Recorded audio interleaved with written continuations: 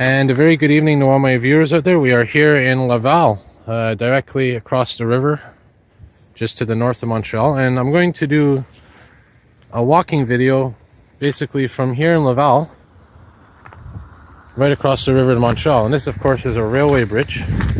But we're not obviously going to go on the railway bridge. We're going to walk on this path just to the west of the railway bridge. And this is called the Route Verte, or Green Route. Pont de Ile Perry, that's Pont de Ile Perry is basically the Ile Perry Bridge, or the Perry Island Bridge. And I suggest everybody, if you get a chance, do this walk, because it is a very beautiful walk. And, you know, whether it's daytime, nighttime, spring, summer, winter, I think they even clear the path off. So what we're going to do is go for a walk here, as I said, from Laval to Montreal. And I just did a video before from Montreal to Laval. So now we're going the other way, other direction. And we're going to exit on Gwen Boulevard. And again, this is a railway bridge that serves the Saint Jerome train line, I believe. If you hear those seagulls, I just took a video of them as well. That was Parc Gagné. And we're walking now towards Montreal, which, by the way, the specific part of Montreal we're heading to is the Ahuntsic-Cartierville borough, or neighborhood, if you want to call it that. There's a view of that train track structure. And here's the bridge. Very well lit here, by the way. And I'm going to be walking directly above the Rivière de Prairie, which I mentioned earlier. From my perspective, and again, this is just from my perspective, looks very high right now for this time of year. And as I mentioned about the flooding and whatnot, it is coming up to the 1-year anniversary of those floods. And, you know, they're saying it could be a very common occurrence in the years ahead. So we're going to see what happens this year. I'm very, very curious to see what's going to happen, how the river is going to behave. And there, of course, is that train bridge right across. And you can see there's a gap here. I'm going to put some snow down there to give you an idea.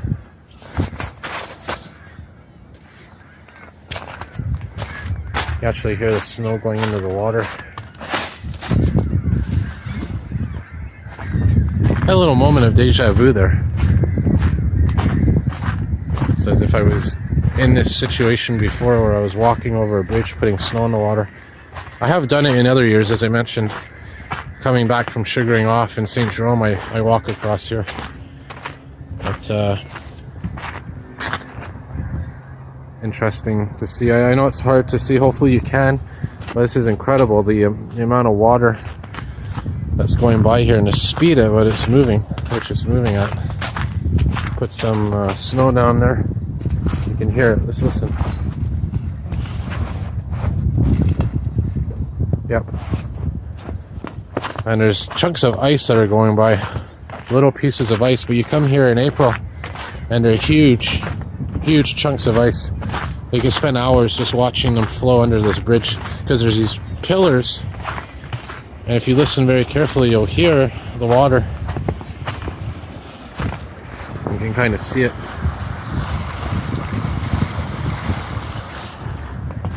You can hear that water underneath. And that's pretty much where the pillars are. So, again, take this walk if you can. And this is Gwen Boulevard that we're coming up to. You just take the 69, look for this bridge. I think it's near Parc de Merci, or Park of Thanks. And I'll put a piece of more snow down here. Let's listen to it drop.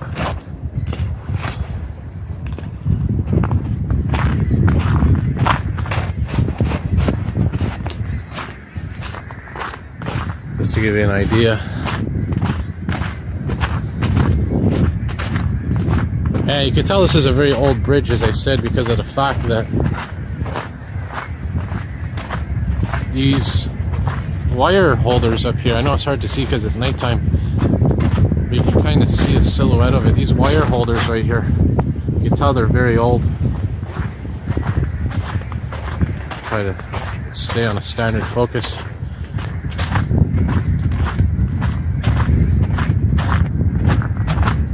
It may actually be a bonus in this video because I was coming here before and I actually saw a command post vehicle set up. A couple of interesting vehicles. I don't know what exactly is going on, but you'll see it at the end of the video here in about 2 to 5 minutes as we slowly get onto the safe shores of Ile de Montreal, or the island of Montreal.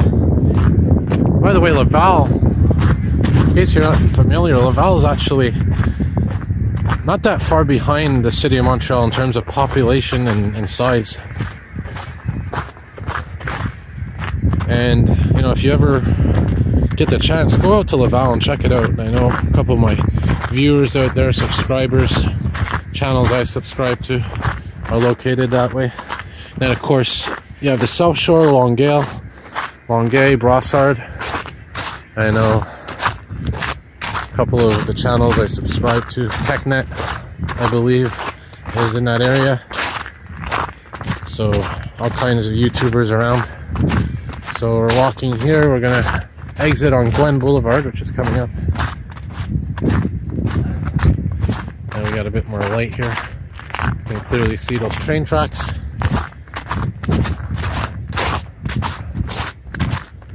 And a couple of weeks, maybe a month from now, as I said, you'll definitely be able to tell how the Riviera Prairie is going to behave. And I know it's nighttime, it's very hard to see things, but hopefully you're able to pick up something. So I'm going to exit here on Gwen Boulevard. I'm going to get a quick video of these command post vehicles set up. Last time I saw these was ironically during the flooding last year in Pierrefonds. And they had them all together. They had the fire, the police, and even the military command post all set up on St. Charles Street, I believe it was. And you could tell that green light down there is a command post vehicle. And I think it's the same color of light that they all use, whether it's fire, police, military. It's always green. Usually those command post vehicles are set up when either there's something major going on or I guess some kind of investigation or something. So I'm not sure exactly what that is. Maybe someone knows. But anyways, we're gonna exit here and gonna wait for the 69 bus.